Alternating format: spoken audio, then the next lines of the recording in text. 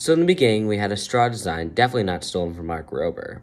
Anyways, after making it for a second time, it was looking pretty good. It was cool, but then we had the absolutely genius idea to wrap it in tape, almost like a beach ball.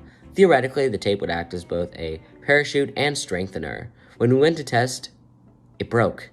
By that time, we only had half a class period left, so we went full stress mode and made this thing. The straws on top were to mourn for the lost ball thingy. Anyways, this design actually worked, so that's amazing.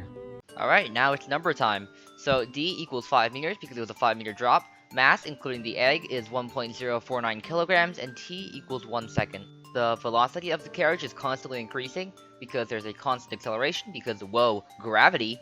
And the velocity at the moment of impact can be calculated with the formula V equals AT, where V is velocity, A is acceleration, and T is time, with 10 meters per second squared as acceleration because gravity, and 1 second as time. You get 10 meters per second at impact.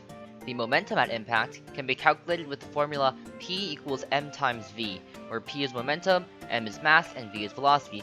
Using the velocity, 10 meters per second, that we got from the previous equation, multiply that by the mass, 1.049 kilograms, and you get 10.49 kilograms times meters per second, which, by the way, is a terrible unit. The acceleration of the carriage would stay constant, and if theoretically there was no air drag and no very complicated math equations to solve, it would be 10 meters per second squared. Air drag is affected by the shape and velocity of an object. More air drag means the object falls slower, which corresponds to less force being exerted upon the egg. This leads to a higher chance the egg survives. Impulse is affected by force, and the time interval the force is applied. The bubble wrap that we wrapped around the egg gives a little bit because there's air inside the bubbles, which increases the time interval, decreasing the amount of force, while also causing the force to have to go through the air in the bubble wrap, reducing the force further by the time it gets to the egg.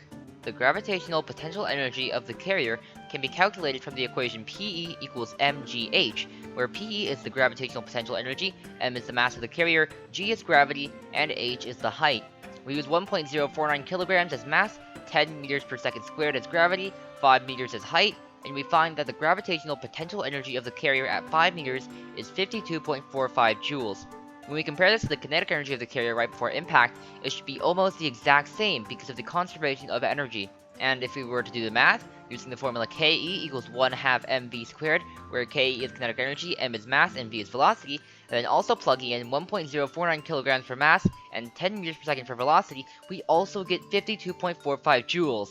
Whoa, that's physics. You can also rearrange the kinetic energy formula to solve for velocity.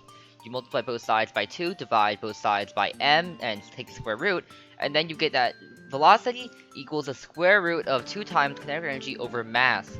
And then if we plug in all of our values, we get 10 meters per second, which is the same value we got when we used the other formula V equals AT, because the velocity should be the same at the same points, and it is, so that checks out.